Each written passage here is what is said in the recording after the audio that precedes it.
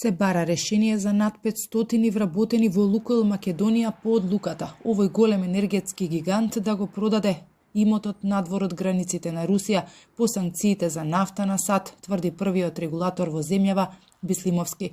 Тој веќе имал средба и со менаџментот на Лукойл во Македонија. Смета дека на компанијата треба да ѝ се даде шанса да се снабдува со деривати од други држави. Јас имав средба со представникот од Лукойл Македонија, тој ќе ги превземе сите мерки за да тие луѓе не останат без работа. Значи Лукойл може и понатака да почне да работи, да обезбедува нафтени деривати.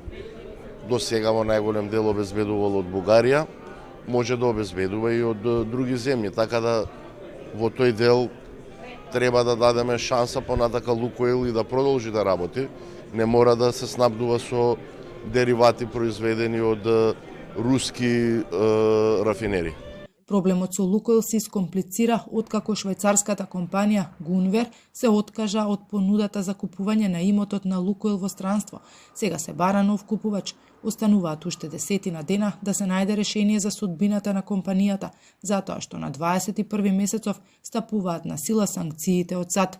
Лукойл во земјава има 40 бензински и 10 резервоари.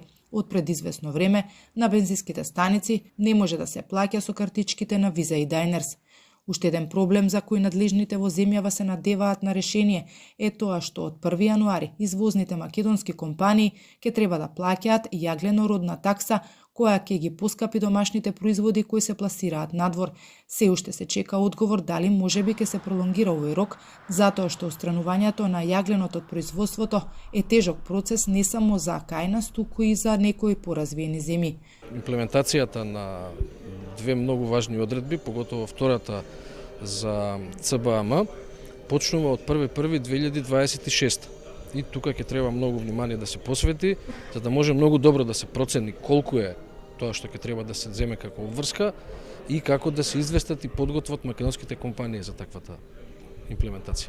Инаку Романија и Бугарија се обидуваат да го спасат имотот на Лукойл кај нив. Во Бугарија со посебен закон ќе се овозможи дури и да го национализираат.